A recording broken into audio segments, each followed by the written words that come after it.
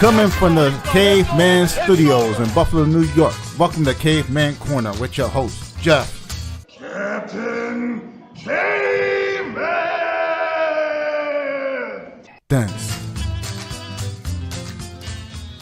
Click subscribe and the bell. Do it now! All right, I'm here with Smooshy Booshy Chadwick.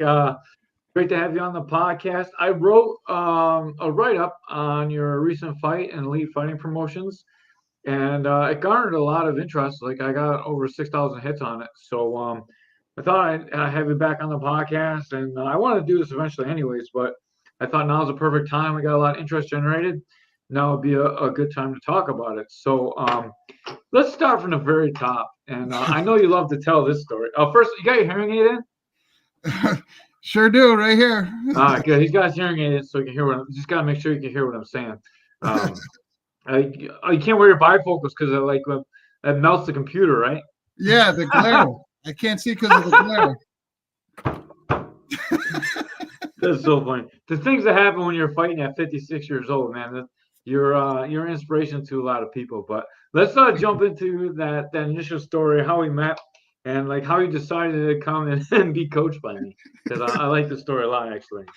So I was a member at WNY when I first started, and WNY MMA, and Coach used to teach there, and I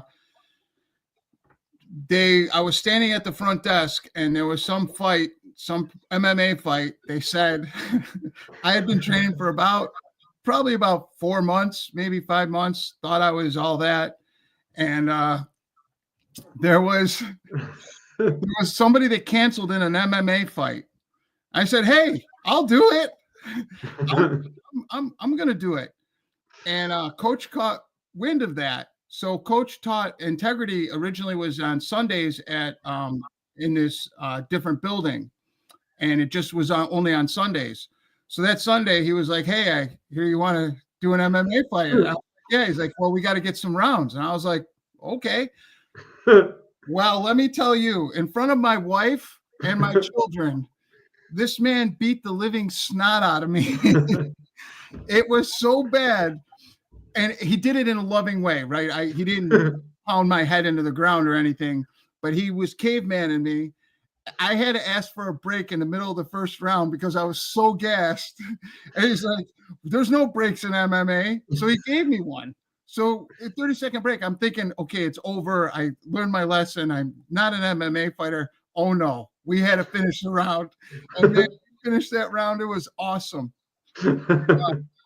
I learned after that I was definitely not ready for an MMA fight. And I actually, at that point, realized that Jeff was going to be my coach, because that's the nicest and most hardest way anyone's ever told me, "You're not good. You're not ready. You're not ready at all, sir."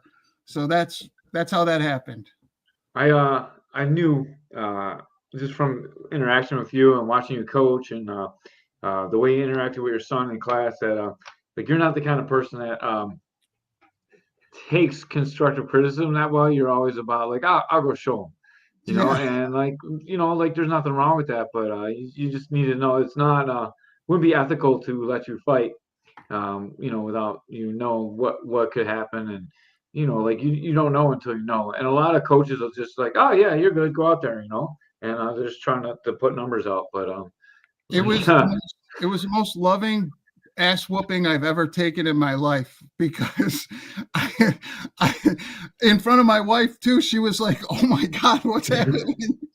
And it showed me that I wasn't ready, that I had nowhere near the skill needed to be an MMA fighter, nowhere near the cardio.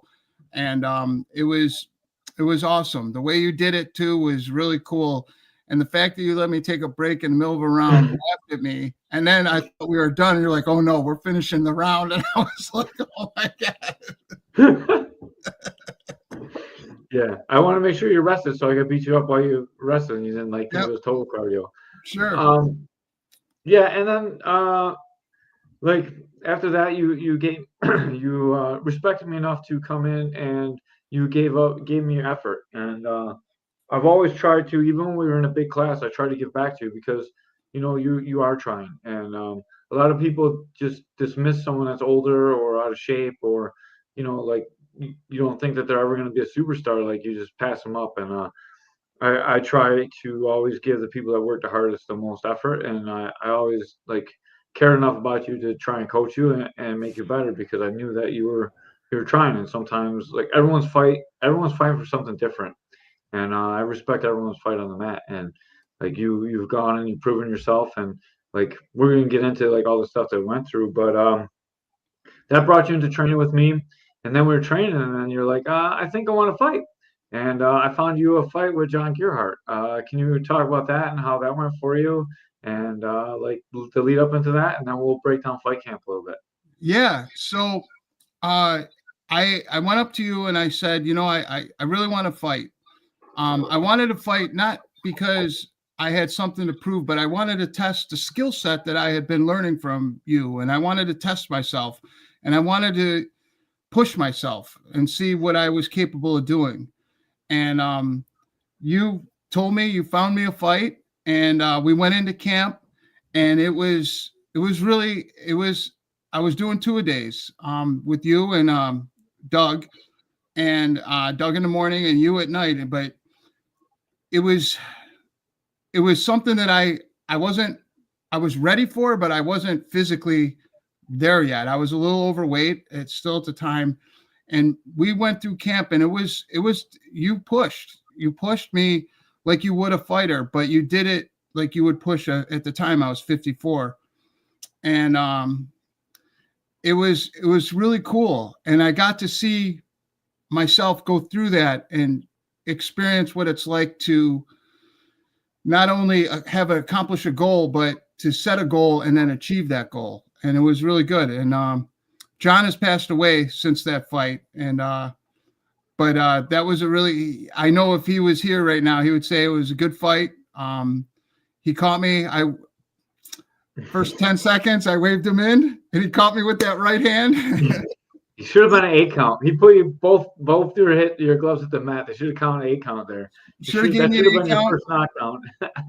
And they didn't. And then I ended up finishing the fight with knees in the corner, and the rest is history. But I got to say, the one thing I learned a lot about who I was as a person, that I was able to set a goal, achieve a goal, and push myself to boundaries that I didn't know I could achieve. And it takes someone like you to set those boundaries and say, you can do it. You can achieve these boundaries. You can do it. I believe in you. Because sometimes you don't believe in yourself. And having that extra push was really helpful. Yeah, you developed a good skill set during there. Working with Doug, that was a little bit of a – can you explain how you knew Doug? Sure. Doug, at the time I was married, was the ex-husband of the wife I was married to. He is a great guy. His name's Doug Liz. He trains out of Boxstar, and he is an awesome dude.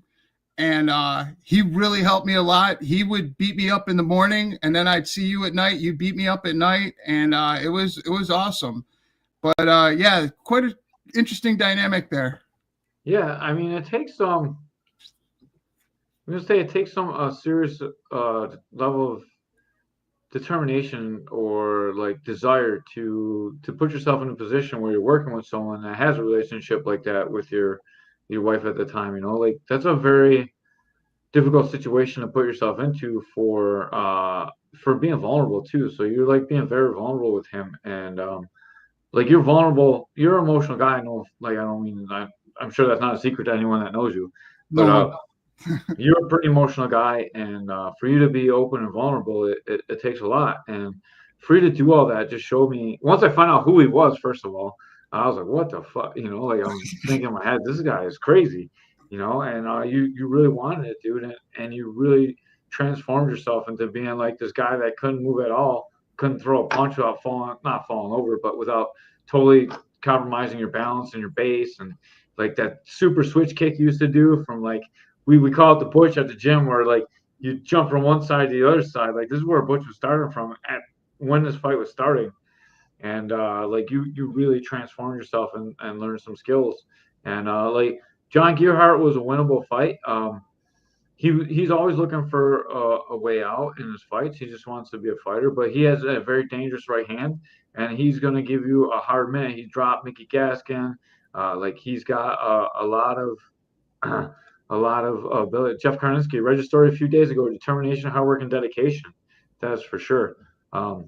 Thanks, Jeff. And this Pat Mixon is photo with him too. So you're stealing Pat Mix fans. Anyways, you transformed your skill set a lot, and you really wanted it. And then you won that fight, and we always joke that hey Ray, why are you not on this podcast? I'm sorry I blocked you on Facebook. It was an accident. I unblocked you. I didn't even know I did it. It must have been like a pocket block. So if you want to jump on, I sent you the link. Anyways, we used to joke that you killed Gearhart with that knee, and we made a big deal out of it, because it's a huge accomplishment that at 54 you won a fight. And then he was 14 years younger than me. Yeah, dude, and he's got a lot more fights than you too. He had 13 or 14 fights. Yeah, and Butch has no fights, and this is his first fight at 54. You guys don't one fight makes a huge difference in a fight. So even if you have a losing record, having 14 fights against a guy making his debut, that's a huge advantage, especially a 54-year-old man making his debut. And no offense, your skill set now is much better than it was at that time. So it was a pretty even fight because you were very, very hittable, and Gearhart hit very hard. So it was a tough matchup for you, and you found out because you egged him on. I waved him in the first 10 or 15 seconds of the fight, and he caught me with a right hand that I definitely should have got a standing 8 count for. I don't know why I didn't, but the ref just wiped my gloves off, and I wish he would have given me a standing 8 because I was still a little delirious. And then I woke up and went back to. I basically resorted to everything that we had worked, the knees.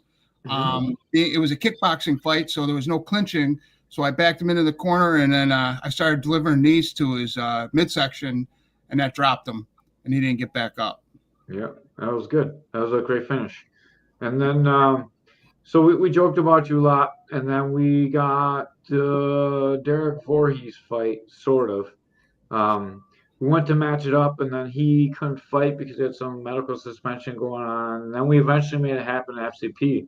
But by that time, you had some stuff going on in your life. Can you kind of – I don't want to talk too much about your personal life. I'm going to let you share what you want to share. But can you talk about what you had going on there and what happened into that fight and why you wanted to fight? I kind of want to know why you wanted to fight at that time as well. Was it trying to heal yourself or what? So I'll turn the floor over to you right now. Okay. Well, I don't know if anybody watching this knows this, but I'm in recovery. I was a recovering alcoholic and addict for 22 years. And I went through some really tough times in life. And I got away from my things that helped me with recovery. And I relapsed, and I lost everything. And it's kind of hard to talk about, but basically I took that fight because I wanted to prove I needed something to focus on other than what was going on in my life, the chaos that was going on in my life. And I got to say it was a really it was a tough camp because I wasn't mentally there. And Coach can attest to this because he knows me inside and out. I worked as hard as I could with the tools that I had, but it just wasn't good enough. When you go through something like that in your life, it's hard not to focus on the stuff that's going on that's negative. And fighting was a positive for me. Going to the gym every day was a safe place for me to go. It was a place where I got out of myself for a couple hours a day. But I wasn't the same person that I was in the first fight because I had relapsed. And can I stop you for a second? So you had already gone to recovery by then and then relapse, right? So that's what we're talking about. Yeah, I went to I was sober for 22 consecutive years, and then I relapsed, and then I went to rehab, and I got out of rehab, and some things happened in my personal life, and I relapsed again, and that's when we took the fight. I was in the midst of trying to get sober, and I had all this stuff going on, and it was a really difficult time. I think it was difficult. It strained our relationship quite a bit. And anyone that's been with a coach that has a relationship with a coach understands that it's, especially in the fight game, it is so important that you are in tune and you are intact with each other. And, it was on me. But I'm happy to say that, since that fight, I've been sober 6 months, clean and sober. And my life has really changed for the positive. It was a very tough fight. I went into that fight, the morning that I left, I got some news about some stuff that was going on with my, at the time, soon to be ex-wife. So I had that in my head driving to the fight. And we got to the fight and it was raining. And I don't know what happened with the tarp, but we did our walkout songs, got into the cage, and then the water just poured down in the middle of the. You remember that, Coach? It poured down, and then there was a 45-minute delay, so I had to walk back out of the cage. So I got all this stuff going on in my head, and finally the I fight. gave you like a 45-minute massage. To be fair, I am going to talk about that right now. Coach literally massaged my shoulders, my arms for 45 minutes, nonstop. I should have been a masseuse instead. Yeah, that's your calling, man. So walked back into the ring and we had the fight. So, and the fight turned out in my favor. Just the way it was. Derek was really tough, man. Derek really took it to me for 2 rounds, but I came on at the end of the second round, and for whatever reason, whatever happened. But I ended up winning the fight. But I got to tell you, I felt really empty. Winning that fight. Can I interject just a couple things and walk it back a few minutes first? So I recognize that you had some stuff going on. I don't think our relationship was really that strained. We had some stuff,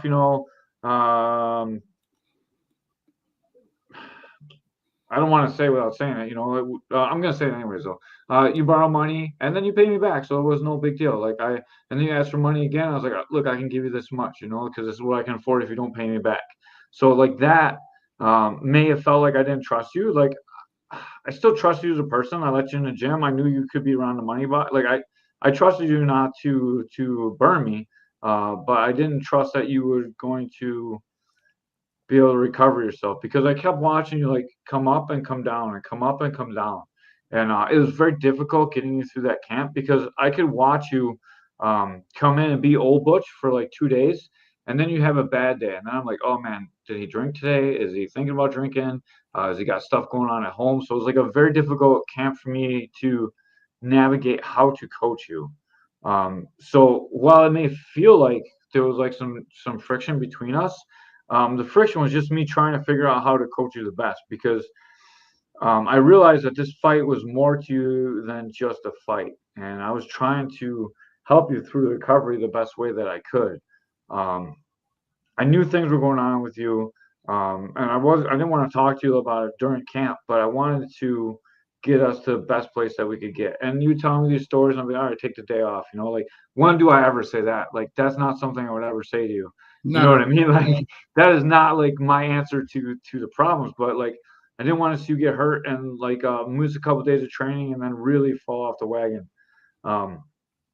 So there was never that friction that maybe you felt. It's just me trying to navigate coaching you through that. And I knew that the fight was going to be very rough, because we were not the first fight and the third fight, you did a great job absorbing the material we were teaching you. The second fight, not so much. We knew that he was going to come in from the outside. We knew he was going to do all the stuff that he did.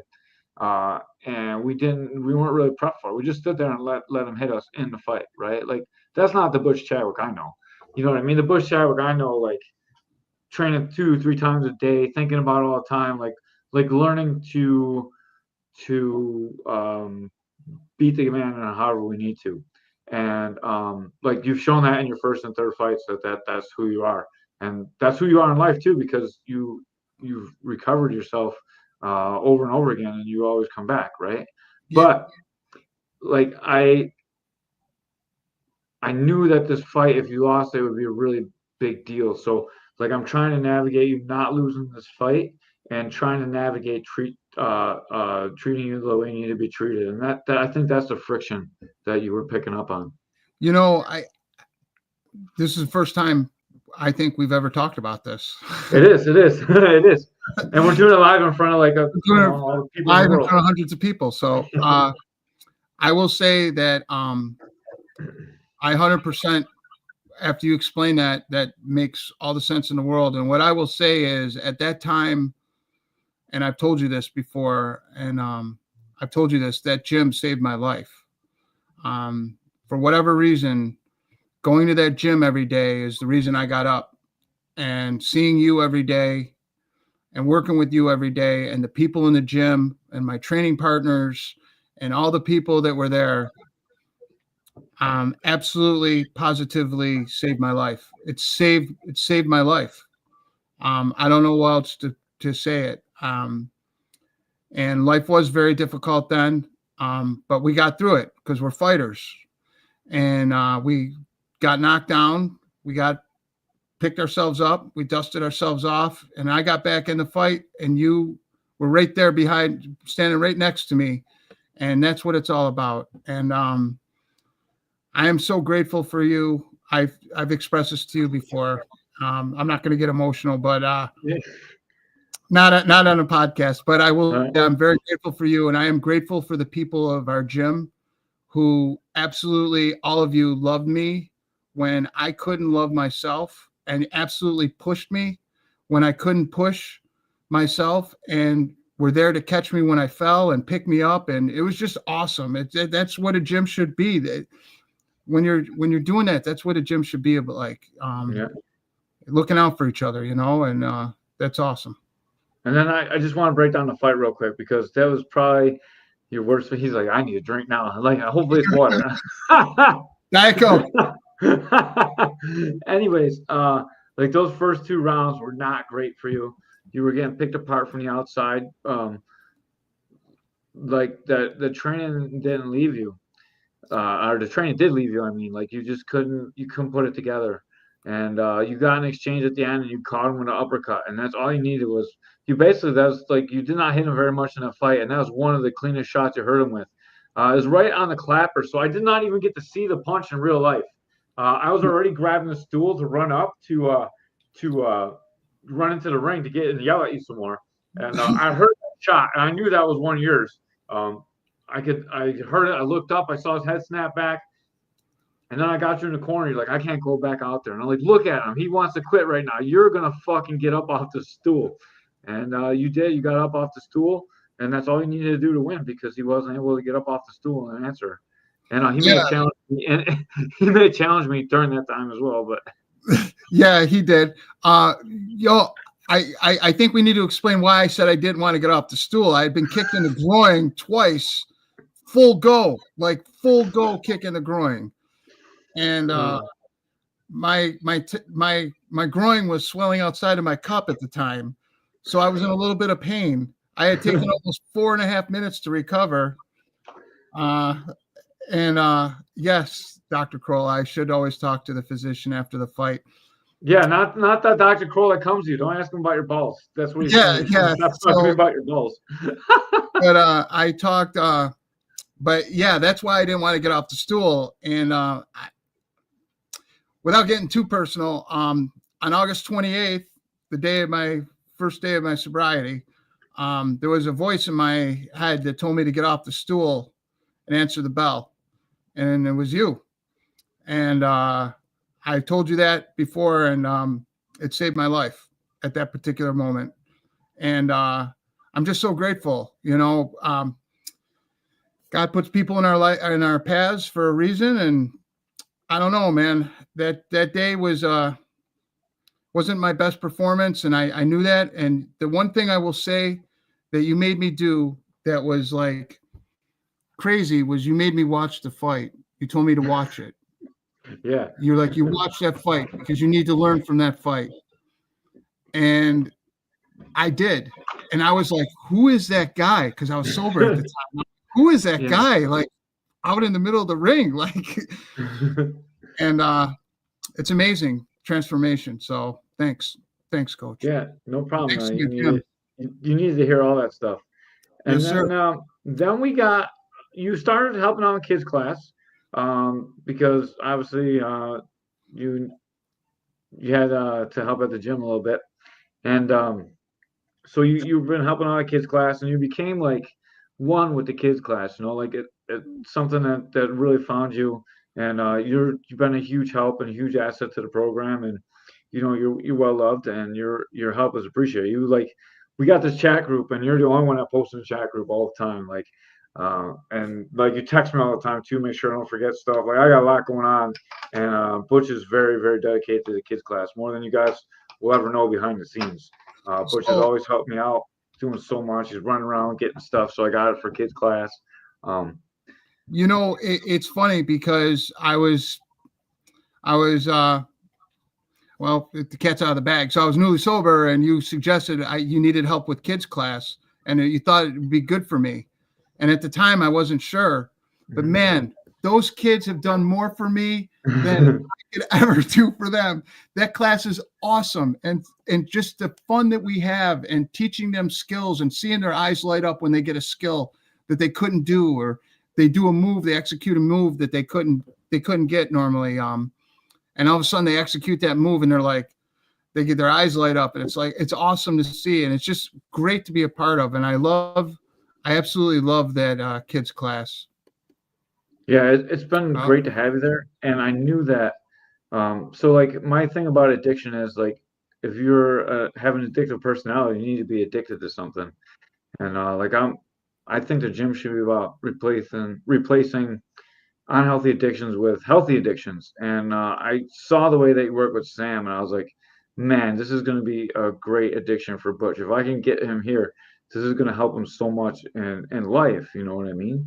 And that addiction really took hold, and I'm glad it did. And like our rule was like if we ever get on sober, we can't be in kids class. You know what I mean? And that was the rule, and that's what we've been staying by. And I don't know, like I don't know if it was really a helping tool or not, but I think you've been an amazing help to me. So it helped me out either way. It's been awesome for me. I love the kids class. Hey, we got back. What time did we get back from my last fight? Like you got back at like 6 a.m. I got back at like 4:30. Yeah. We were there the next day with bells on, like ready to go, man. It was awesome. Yeah. And that's what it's all about. It's about those kids, man. Those kids are awesome. And it's great seeing them having fun doing the things that we love to do because they're enjoying it too. Mm-hmm. And I had them send you that message. That was awesome. Okay. So I'm getting ready for my next fight. I'm getting ready for my last fight. It's the night before. And Coach had the kids film Good Luck Smooshy. And they all jumped and they yelled and they cheered. And he sent it to me. So here I am in my hotel room the night before my fight. I'm completely weight sucked. Like I've sucked so much weight, and we'll talk about that later. But I got so emotional, I started crying. I'm like, ah! My kid's like, "What's wrong with you, dude?" With this video, and it was awesome, man. That video inspired me, and it reminded me of exactly why I was doing what I was doing, and it was awesome. It was awesome.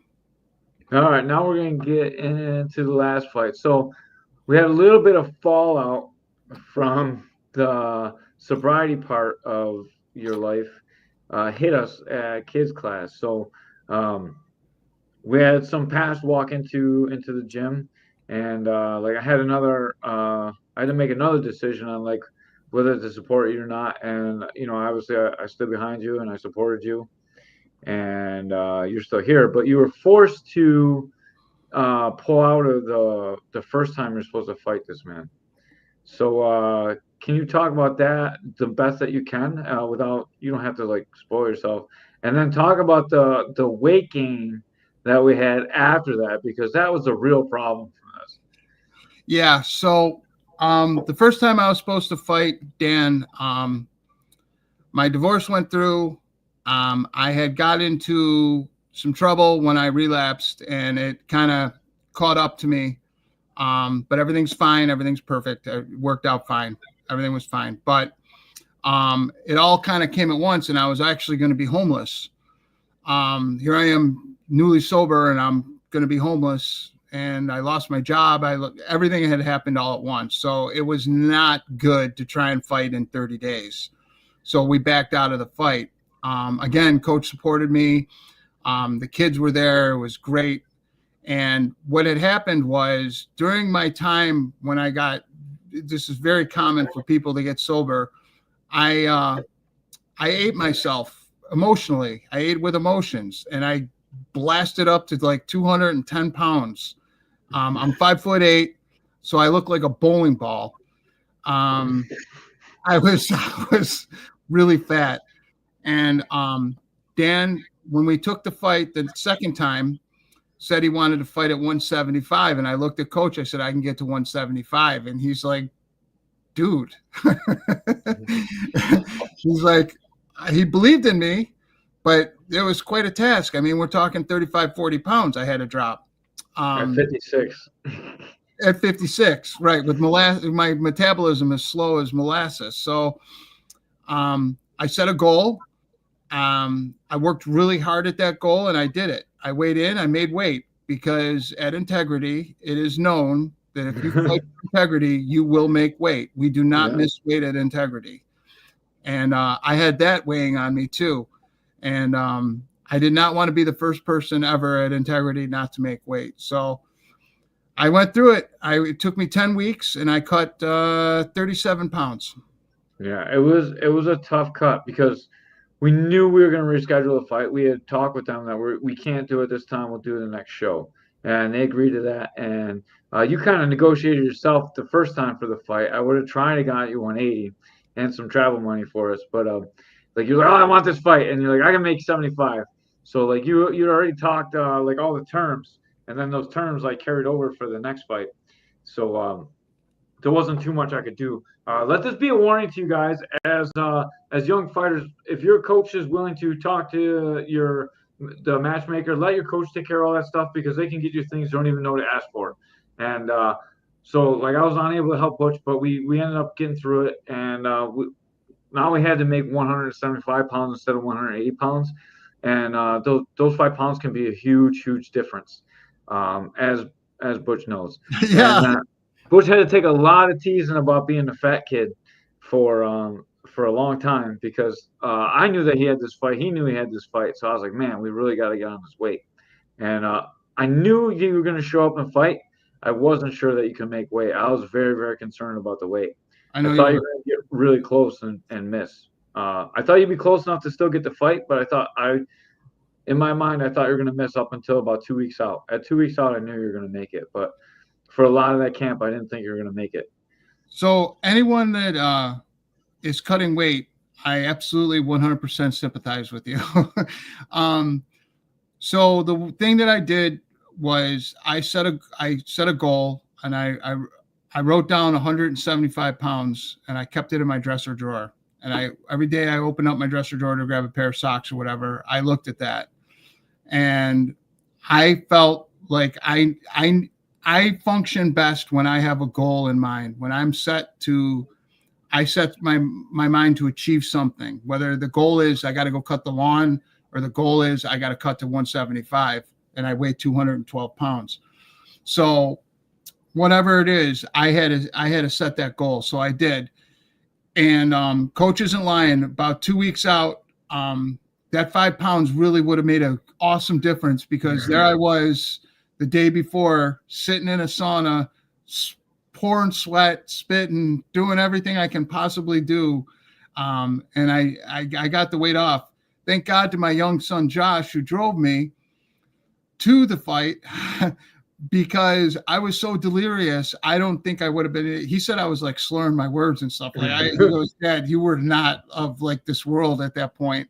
And we got it. And hats off to the promoter too, because when they did the weigh-ins, the official weigh-ins where you can eat after you weigh in, he let the first fight go first. Normally I'm the first fight, I go last. You know, they do the main event first. And he let the first fight go first. I like looked at him. I'm like, I love you, man. And I already ordered my food. I weighed in, did the pictures, boom, boom, boom, got dressed, got out of there, and went and grabbed a big burger. Nice, man. I'm glad that you got the burger. Yes, me too. That's important. So during this camp, you went back to doing 2 days again. You and Aaron, I got to shout out Aaron. Aaron Coach, did so much hard work with you. Coach, I was waiting to get to this point. I want to make a shout out to Aaron Ackley right now. Aaron, if you are watching this, thank you. You helped me become the fighter I am today. Without him, every day he would show up 6 o'clock in the morning, 9 o'clock in the morning, 10 o'clock, 8 o'clock. It didn't matter. He was there. And he was like, he took on your role. Like he pushed me and he pushed me. And what's crazy is Aaron is half my age. He's less than half your age, dog. Yeah, he is 20 years old, 21 years old, whatever. And he's like a third your age. Yeah, he's like a third of my age. Okay. Yeah, that's true. I'll take that. He's not even 21 yet because we couldn't go out after the fights. No, yeah, that's right. We couldn't. So he really helped me a lot. And I gotta say, you know, Aaron, thank you. I thanked him after that fight. I've sent him text messages, and I mean everything we went through together. You know, when you're a fighter and you're with your coach, you bond and you go through a lot of stuff, man. You know, your coach's job is to push you, not be your friend, and he did absolutely that, and it was awesome. And he coached me up. Coach, he would get what coach wanted him to do, and he'd be like, "We're doing this." And not only that, dude, like we would text every day, and so I was trying to get him to come on the podcast too, and talk about this. So I wanted him to jump in and talk about. We were going to talk about all of the conversations that we had about you. Yeah, Jared's like probably a third of your age. Yeah, and, we had so many conversations about you. We were both really worried about your weight. We were both worried about you keeping your hands up. We went back and forth. So he was like way more involved than you even know. Like right after I messaged him after we went to Booma. Thank you, Booma, for having Butch out. Butch got in a couple rounds at Booma. The first time was just about getting through the rounds because we were just trying to make sure that he was in shape. The second time we went was to like stop thumb wrestling, like going there and like, hey, I'm fighting, but take it easy on me. I'm old, right? Like the second time we went in there and we just fought, and then Crew Keith got you at the end and touched up your ribs a little bit, and that was that was awesome. So we got it in and you got better, but all the way through that, Aaron's texting me every day. What do you want me to do with Butch? Like Butch is still leaving his hands down. We talk like, oh man, I don't know how this fight's gonna go. I'm really worried about him. And we had all these conversations going on between the two of us. So Aaron he's super involved in the whole process of you fighting, and he's really shown like what a great coach he would be if I could actually get him to coach. Hopefully I can get him to start coaching because he's very good, especially one-on-one. He's amazing one-on-one. And the thing that was really cool about him was he was very forward with his coaching. Like, you need to do this, you need to do X, Y, and Z, but he wasn't like overbearing with it. Just he's exactly like you are. Like, hey, you're going to do X, Y, and Z. And no, I kind of don't want, no, you're going to do X, Y, and Z. That's the way it is. Yeah. And, you know, we would talk, and, you know, every day I'd thank him. And again, I just want to also say thank you to anyone that sparred any rounds with me, that worked with me. The people in our gym were awesome, and the people at Booma were great. Armani over at JT's was awesome. I sparred with him. it's awesome. It's an awesome community, man. They really helped me get better. And, I got tooled up the first time we went to Booma. I got tooled up, man. I got tooled up. And then the second time we went, it was pretty good until Crew Keith got a hold of me and it was demonstrating sweeps to me. And I was like, I've never been manhandled like that in my life. It was wow. And it was awesome. It was just a great experience. And I'm really thankful for the people that stepped up and helped. And Aaron was awesome. Our gym was awesome. I mean, to be a member of the gym when somebody's fighting and that the whole class is dedicated to a particular set of movements for that person that's fighting and still keep coming to class with a smile on your face and be encouraging and stuff like that says a lot. And we avoided a lot of kicks for a little bit. So like obviously your knee is not the best in the world and you're like 172 pounds overweight at the time. So it's like hard for you to like kick things. So by the end, you were looking good with your kicks, right? When you get down to like a manageable weight, when you're not 226 pounds kicking the pad. Once we got you down to weight, it wasn't so bad. But like for a while, we weren't doing much kicking, and we did a lot of punching drills. And like people probably getting sick of punching. They're like, "Hey, this is Muay Thai, not boxing," But we did the stuff that you needed to do, and we continue to do that. And like. We're only as good as our weakest person, so we continue to work one-on-one with people, and we work on stuff, and we still do kicks, obviously, and we still do Muay Thai, but like most of the lesson plans where we actually taught were based on things that were going to help you in the fight, and that's kind of what we do, because if you need it in a fight, someone else is going to need it in a fight too. It's not like it's all useless. So no, it was awesome, and everybody, I mean, we did. When we were how about when we were clinch sparring for 15 minutes at a time? Like, whoa, let's go. Like that's important, man. Like all the stuff we worked on is important. Yeah. Yeah, the clinches and coach and you and Aaron and Coach Keith, Crew Keith, showed me exactly how important the clinch is. Yeah, and you got a sweep in your fight too, so it worked out good. It was worth it all. It did. Yeah, Dan was tough. I wish I could have sparred you more this camp. I could have gave you some more look southpaw, but like, if anyone doesn't know, I was going through concussions like this whole time with Butch, pretty much. I got kicked in the head teaching jiu-jitsu, not even like doing jiu-jitsu. And then, like the idiot I am, after I got kicked so hard that I didn't know where I was, I thought it would be good to spar some more after that. And I got hit in the head again. So I had like some double concussion stuff going on. I'm back now pretty much.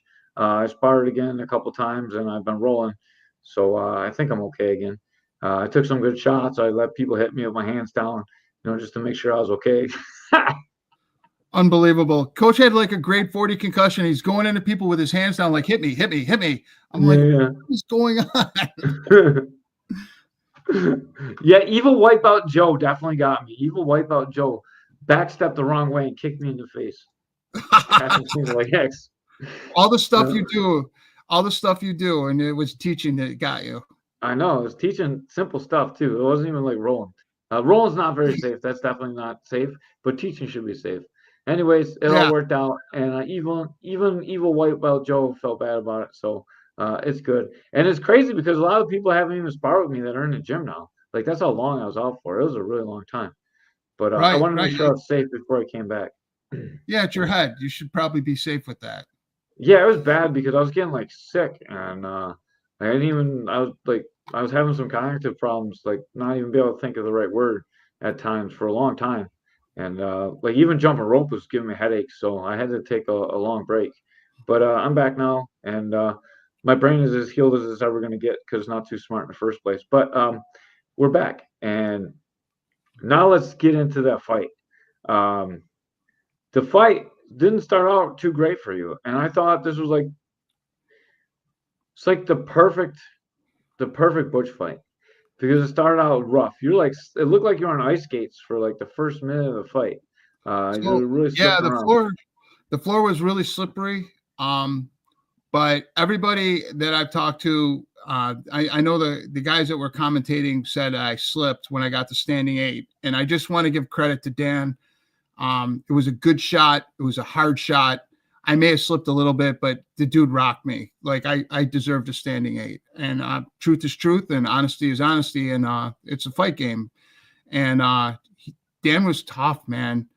he was a tough dude. That dude hit hard, and he caught me, and lo and behold, my hands were down, and they were up after that. But it was a good fight. I came on in the next 2 rounds, and did exactly what we trained. The thing that threw me off was he fought southpaw the whole time, and I had trained a little bit against southpaws, but we had a couple combinations set up, and I couldn't do them, or my skill set wouldn't allow me to do the combinations the smushy that I wanted to do, the smushy combination, because he was fighting southpaw, and it threw me off. But what was great, and this is why you need a good coach, was after the first round, coach was like, you got to circle away from his power. And that changed the whole course of the fight. Absolutely, that fight was a draw, and it was a draw because my coach made the adjustments exactly like a coach should. I coached lacrosse for a long time, long time. And the game's about making adjustments and adjusting to what the other team's doing and making them adjust to what you're doing. And that was, it was awesome. Coach is like, you got to circle. So I started circling, keep your hands up, do this, do that. And it changed the whole course of the fight. Yeah. So like he was switched to kick, and he didn't kick very much in that fight either. So like when we watched the other tape, we saw how much he was kicking, and he would kick out of a pretty much orthodox stance generally to set up his kicks. And so we worked on countering that body kick a lot because it doesn't really kick to the head too much. But he didn't really kick with you at all. He basically went boxing on you. There was not too many kicks like in the other fight. No. And like for some reason you just were like just right in front of him. We always worked on circling, but we were not taking our 8 steps off. You know, we were staying right on the center line. We didn't move our head when we punched, and we paid the price. But once we started circling away from the power, and you came back to the corner, you did everything I told you in the corner, and we won the next 2 rounds. It worked out really, really good for you. You almost came back and stole the first round, but I still think it was a 10-8 first round. The sweep was really nice, but like he controlled that first like minute and a half pretty cleanly. Yeah, I think I'm not going to question the judge's call on that. It was 10-8 round. I swept him. I was happy I swept him because I that's my jam. I love sweeps. Anybody that's sparred with me has known that I like to sweep, and he was a tough dude, man. And I think there was a little bit of nerves. Place was packed, and they were all like for him. I had Tom and Josh cheering me on, and you and Aaron. That was about it, and Amanda. So it was tough, but nerves kind of set in a little bit. And then when I came back and you said, do this, do that, do this, that, and we did it, and it was being successful. It changed the whole course of the fight. Yeah, and you came back, you're like, I lost that fight. And just like you came back from the first round, like, I lost it. I got knocked down. It's over. I'm like, what are you talking about, dude? We got 2 rounds. Let's go. Let's get it together, you know? Like, we're fine. Sit down. Take some water. And then you just came back out, and, like, you do what you do. You get emotional. You're like, fuck, I'm losing.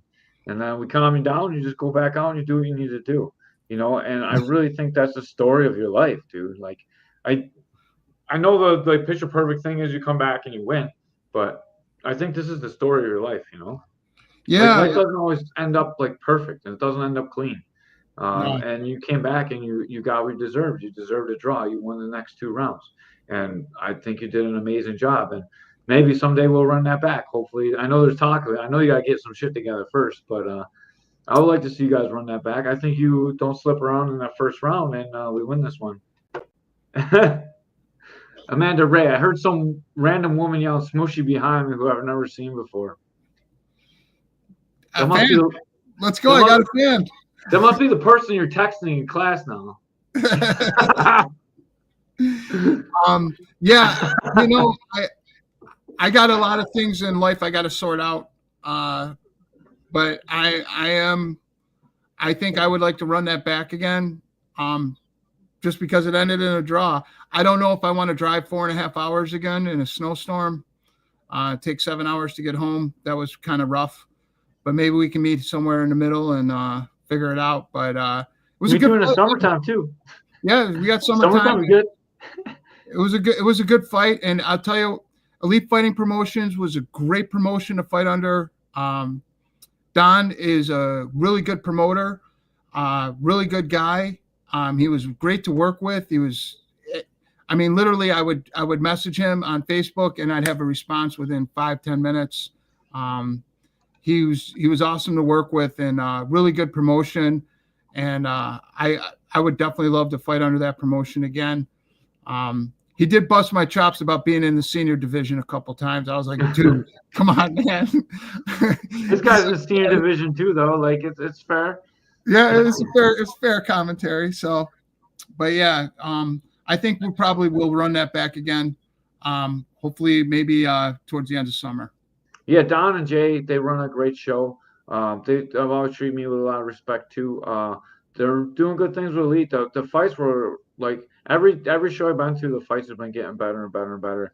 They've been getting better match, putting on better fights. They had some great fights. The main event that got dropped, that Kitab and Mixon fight would have been fire. It's too bad Kitab didn't make weight. I saw Mixon in the gym when I was working with Aaron. Mm-hmm. And we talked, and he was so fired up for that fight, man. My heart just broke for him. Like, oh. Yeah. And that never comes down to, it's not when the fights fall out, it's not the promoter's fault. So, like, these guys, like K4, Elite, these guys are, like, matching together some great cards, and sometimes fights fall. It's not their fault. Things happen, and, like, it's a tough game. I mean, it happens in UFC, too. It's not just, like, the local guys, but it's tough when fights fall. Just like Derek lost his fight like 2 days out, we couldn't get a replacement too. Things happen. It's terrible and it sucks. Go ahead. What are you gonna say? All I know is if I would have sucked all that weight, got down to 175, made weight, and then the fight didn't happen, you probably would have had a raging lunatic on your hands. We matched you up with somebody, yeah. For sure. Or he missed weight. Can you imagine he missed weight? That'd be even worse. Oh. We would have took the fight no matter what. We make weight, and then we smash people. Yes, sir. So I was super happy with Aaron. Aaron did an awesome job coaching. I like how you came back to me like, I lost. I'm like, you didn't lose, dude. It's a draw for sure. And I was so sure it was a draw. Like, I told Aaron it's a draw. I told everyone it's a draw. It was definitely a draw. You said it was a draw, and like I immediately felt calm because I was like, I lost. And you're like, no, dude, it's a draw. You won 2 rounds. And I like looked at you, and I've seen the look on your face, and I was like, all right, yeah, maybe it is a draw. And then it was a draw, majority draw. Dude, I'm going to look what the other judge had, how he had it scored. If it was a majority draw, that means one judge had somebody. He won on 1 card, and it was a draw on 2 cards. So, okay. So it's a majority draw. It would have been a unanimous draw if all the scores were the same. Okay. But Gamma does an awesome job. So I know some people don't like Tom Kilkenny. Like all these guys, all these commissioners all have like very strong personalities, right? I like Tom. I kind of like his no bullshit attitude. I like Tom, even though like his commission is the one that cost Derek to fight. It's not their fault. They're following their rules, Right. It's really the corner's fault that his gloves weren't signed. But anyways, like as many problems as I have with Gamma, I think they do an amazing job. And I like them a lot. I like Joe Wall too. Joe Wall from ISKA. I like him too. Both of those guys are very, very vocal and they have very, very distinct personalities. But I like Gamma. Gamma, you always know what you're going to get scoring wise. Like the scores, the way that they run their judging is always the same. So for a Gamma fight, exactly what you're going to get judging wise. And I was 100% sure it was going to be a draw. I thought it would be probably a unanimous draw, but majority draw is like close enough. And I can't say enough good things about Gamma that you can always understand what the scoring is. It doesn't change judge by judge. Their scoring is always the same. And that's a huge compliment to a commission and organization. So I just wanted to give them a huge shout out too. Like I said, no problem with the draw. It was a hard fought draw. So. Yeah. And it was awesome. It's like the story of your life, man. Like it really is. Like you just come back and you make the adjustments and you just keep on living. And that's what's going to happen to you now. You're going to get another great job. And we talked about it already. And you're going to like start putting it together. And then That's right. this next camp will be easier because you have some more resources. Like And I I won't can't, be as fat. yeah, I can't tell you, dude. Like knowing that you're so overweight and knowing like you don't have a place to go to really cut weight and knowing you couldn't afford to do like privates with someone like during the day like you were before, like it gave me a lot of cause for concern that you weren't going to make weight. And like once Aaron started helping you and taking you to the gym, I was like, and then you really started getting it together. I was like, man, we got this. And for the last 2.5 weeks, me and Aaron were so confident you were going to win.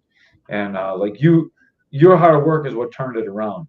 And the other thing I was really concerned about was you actually making weight and not being able to fight at that weight. But you did it perfectly right. You did the water load right. You stayed away from energy drinks after. I'm like, why are you drinking an energy drink right now? It's got sodium in it, dog. Yeah, I was like, oh, it's got sodium in it? And you're like, yeah, dude. I was like, no energy drinks. That's the worst part for me too, dude. I gotta take caffeine pills when I water load because I can't you can't take energy drinks because there's like so much sodium in them. But you did it, dude, and I'm proud of you. Thank you, Coach. Thank you so much. Man, it's been great having you back at the gym too. Like you had to take a little bit of time off from the kids class to like really make sure you're cutting weight. And I was like, I wanted you to take more time than you actually did, but you toughed it through, and you're like, nah, man, I gotta be there for the kids. So like I appreciate everything that you did and put your body through, and you did exactly what I asked you to do. Like you don't get more proud as a coach. Thanks, Coach. That makes me awesome. That makes me feel really good. Thank you. Good, man. It's true, and I would say the same thing, Aaron. I love the like friendship and the way you guys developed. And looks like we're gonna get Tom next, and hopefully get Aaron back up on there in the card. And I can't wait to help those guys. Those guys were such a huge help to me. I wish I could bring in more pizza. The whole gym was just such a huge help. Don't worry, I ate all their slices for them. Yeah, you ate like 6 slices, dude. I brought in a large pizza the Monday after my fight to help everybody. For everybody that helped me. Coach ate half of a large pizza. I was like, this slice is for Deshaun. Oh, this slice is for Aaron. That's awesome. It was awesome to see. I got the shits too right after, so it was perfect. Good for you. Yeah. Well deserved. All right, man. That's takes us up to where we at. What's next for you? Next for me is I am going to focus on being a better coach in kids class. And I am hopefully tomorrow I find out if I got a job, which I think I did. And just going to stay sober one day at a time and train my butt off. And I think Dan and I are probably going to end up rolling it back one more time. Can't end it in a draw, man. I'm sure it's probably bothering him too that it was a draw. And may the best man win. He's a great dude. You know, I shook his hand in the middle of the ring. I talked to him and I said to him, I said, I know what you went through because I know what I went through. And I said, I have so much respect for you. And he's like, thanks. He goes, I got a lot of respect for you too. And he's a good guy, you know? Yeah. But there we were, 2 old men slugging it out. And by the time we fight again, I might be 57. Yeah. Well, you know, old people got to fight too. We all got demons in us that need to come out. That's right. And I just want to say, you gave me a token a while back, and I have it on my windowsill, and I look at it every day. And one of the things that I made a gym for is to help situations like you're in, you know. And every day, I look at that token, and I'm like, I can help someone today. And awesome. It really helps me get through those days that are really tough. You know, like my schedule is hard, and it can feel very unrewarding at times in my life. And like when I get up and I walk by the window usually in the morning because I don't come home that much anymore before class, but I walk by that token every day. And like I have a couple things on that window. So I have a picture someone made me. I have the poem Forest wrote for school. And I have that token, and every one of those things means something different to me. And I look at them, and every day I get encouraged by those 3 things, and that's what gets me through my day sometimes. You know, on those days where everyone's like, "Man, why?" You know, like you go to the gym, not everyone's always appreciative of what you do for them. You know, and like sometimes like, oh my God, why am I doing this? And you know, some days you need that little bit. Some days you just get up in the morning like, I'm gonna fix this on this guy today. You know, like some days are easy, some days are hard, but you got to be consistent every day. When you're the leader, everyone looks up to you. You don't get any days off, so you have to be that guy that puts their own shit on the side and gets through everything. Well, you're a great leader and a great coach, and I wouldn't be sitting in this chair if it wasn't for you. Just know that. And we've discussed this in private, but I would not be sitting here right now if it wasn't for you. Awesome. Well, we're getting through all that. We got some people to thank. Thank you, Armstrong's Armory. I know you just got a new Facebook page. I know you guys support K4. So that's why I started out with the hat on. Thank you, K4. Thank you, K4, for always supporting me and giving me a job and some stuff to write up. Thank you to Integrity Martial Arts, who pays for all these podcasts and all the advertisement that I do for K4. And thank you to Elite Fighting, number one, for having Butch out, and number two, for letting me commentate over there. I really appreciate you letting me get a guy in the card and still commentating. And, dude, not only that, I had to cover Cedric, too. So, like, they were okay with me going corner Cedric as well, which is a really, really cool thing. Because, like, Cedric didn't have a corner, so he needed someone to sit there with him and, like, walk him through his fight. So me and Aaron cornered two people that night. And, like, while he didn't have the best of luck, at least he had someone in his corner that cared about him. And hopefully we take care of him, too. Awesome. Awesome, man. With that, thank you guys for watching Caveman's Corner. We'll be back next week. Hopefully Ray will be with us. Ray had some serious COVID, but I think he's done with it now. And hopefully he didn't cough on me. See you later, Coach. See you, Eugene. Oh, I knew it. There it was.